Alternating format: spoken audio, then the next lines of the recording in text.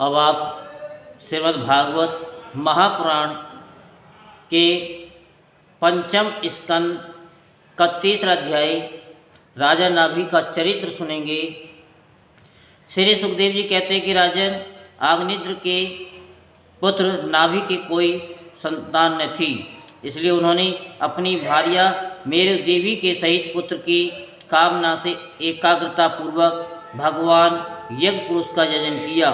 यद्यपि सुंदर अंगों वाले श्री भगवान द्रव्य देश काल मंत्र ऋतिज दक्षिणा और विधि इन यज्ञ के साधनों से सहज में नहीं मिलते, तथापि वे भक्तों पर तो कृपा करते ही हैं। इसलिए जब महाराज नाभि ने श्रद्धापूर्वक विशुद्ध भाव से उनकी आराधना की, तब उनका चित्त अपने भक्त का अभिष्ट कार्य करने के लिए उत्सुक हो गया। यद्यपि उनका स्वरूप सर्वदा स्वतंत्र है, तथापि उन्होंने परवग कर्म का अनुष्ठान होते समय उसे मन और नैनों को आनंद देने वाले अवयवों से युक्त अति सुंदर हृदयकर्षण मूर्ति से प्रकट किया।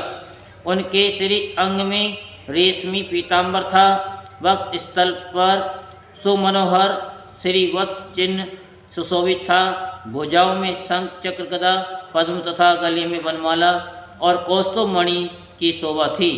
संपूर्ण शरीर अंग प्रत्यंग की कांति को बढ़ाने वाले किरण जाल मंडित मणि में मुकुट कुंडल कंकण करधनी हार बाजू बंद और नूपुर आदि आभूषणों से विभूषित था। ऐसे परम तेजस्वी चतुर्भुज मूर्ति पुरुष विशेष को प्रकट हुआ देख ऋतिज सदस्य और यजमान आदि सभी लोग ऐसे हर्लादित हुए जैसे निर्धन पुरुष अपार धनराशि पाकर फूला नहीं समाता। फिर सभी ने सिर झुकाकर अत्यंत आदरपूर्वक प्रभु की अर्घ द्वारा पूजा की और ऋतिजों ने उनकी स्तुति की। ऋतिजों ने कहा कि पूज्यतम, हम आपके अनुगत भक्त हैं, आप हमारे पुनः पुनः पूजनीय हैं, किंतु हम आपकी पूजा करना क्या जाने, हम तो बार बार आपको नमस्कार करते हैं। इतना ही हमें महापुरुषों ने सिखाया है। आप प्रकृति और पुरुष से भी परे हैं, फिर प्राकृत गुणों के कार्यभूत इस प्रपंच में बुद्धि फंस जाने से आपके गुणगान में सर्वदा असमर्थ ऐसा कौन पुरुष है जो प्राकृतिक नाम रूप एवं आकृति के द्वारा आपके स्वरूप का निरूपण कर सके। आप साक्षात परमेश्वर हैं। आपके परम मंगल में गुण संपूर्ण जनता के दुखों का दमन करने वाले हैं। यदि कोई उन्हें वर्णन करने का साहस भी करेगा तो केवल उनके एक देश का ही वर्णन कर सकेगा। किंतु प्रभु, यदि आपके भक्त प्रेम गदगद वाणी से स्तुति करते हुए सामान्य जल, विशुद्ध पल्लव, तुलसी और दूब के अंकुर आदि सामग्री से ही आपकी पूजा करते हैं, तो भी आप सब प्रकार संतुष्ट हो जाते हैं। हमें तो अनुराग के सिवा इस द्रव्य काल आदि अनेकों अंगों वाले यज्ञ से भी आपका कोई प्रयोजन नहीं दिखलाई देता, क्योंकि आपके सुते ही क्षण क्षण में जो संपूर्ण पुरुषार्थों का फल स्वरूप परमानंद स्वभावत ही निरंतर प्रादुर्भूत होता रहता है। आप साक्षात उसके स्वरूप ही हैं। इस प्रकार यद्यपि आपको इन यज्ञादि से कोई प्रयोजन नहीं है, तथापि अनेक प्रकार की कामनाओं की सिद्धि चाहने वाले हम लोगों के लिए तो मनोरथ सिद्धि का प्राप्त साधन यही होना चाहिए। आप ब्रह्मादि परम पुरुषों की अपेक्षा भी परम श्रेष्ठ है। हम तो ये भी नहीं जानते कि हमारा परम कल्याण किस में है, और न हमसे आपकी यथोचित पूजा ही बनी है।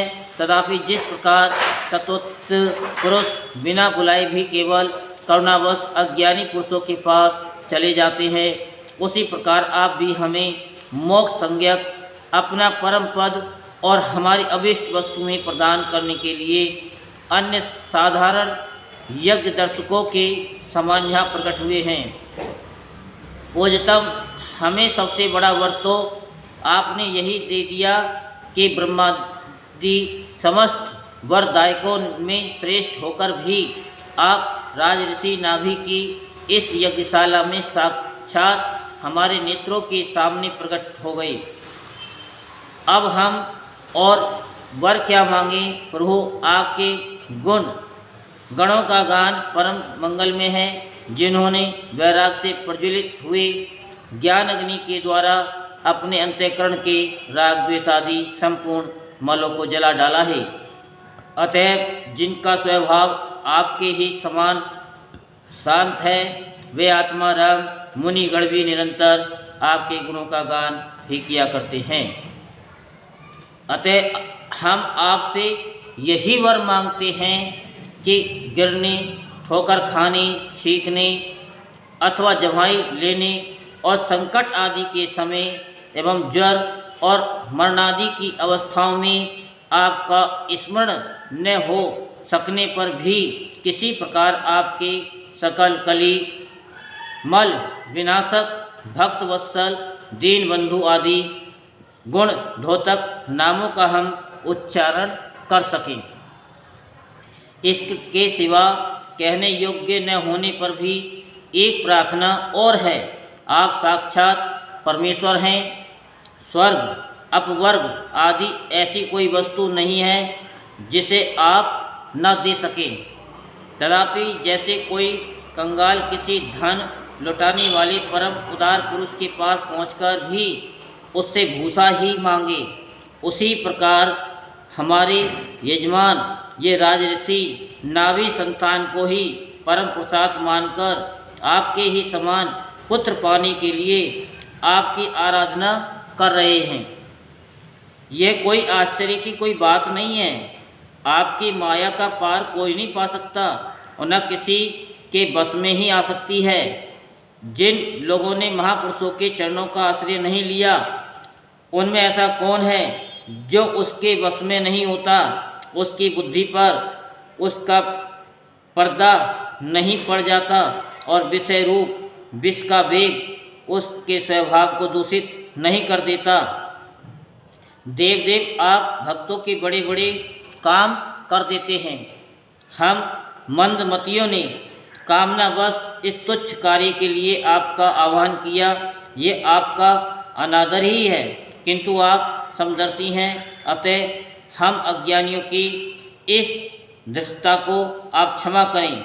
श्री सुखदेव जी कहते कि राजन, वर्षाधिपति नाभि के पूज्य ऋतुजों के प्रभु चरणों की वंदना करके जब स्तोत्र से स्तुति की, तब देव श्रेष्ठ श्री हरि ने करुणावश इस प्रकार कहा। श्री भगवान ने कहा कि ऋषियों, बड़े असमंजस की बात है। आप सब सत्यवादी महात्मा हैं। आपने मुझसे ये बड़ा दुर्लभ वर मांगा है कि राजऋषि नाभि के मेरे समान पुत्र हो। मुनियों, मेरे समान तो मैं ही हूँ, क्योंकि मैं अद्वितीय हूँ, तो भी ब्राह्मणों का वचन मिथ्या नहीं हो सकता और होना भी नहीं चाहिए। द्विजकुल मेरा ही तो मुख है, इसलिए मैं स्वयं ही अपनी अंश कला से आग्निद्र नंदन नाभि के यहाँ अवतार लूँगा, क्योंकि अपने समान मुझे कोई और दिखाई नहीं देता। श्री सुखदेव जी कहते हैं, महारानी मेरु देवी के सुनते हुए उसके पति से इस प्रकार कहकर भगवान अंतर्ध्यान हो गए।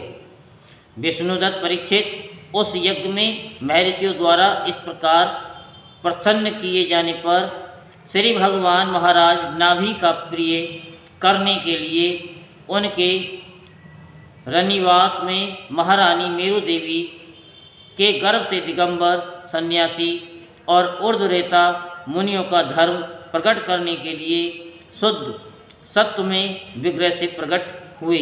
यहीं पर तीसरा अध्याय संपूर्ण होता है। बोल वृंदावन बिहारी लाल की जय। जय जय श्री राधे श्याम, जय जय श्री राधे श्याम, जय जय श्री राधे श्याम।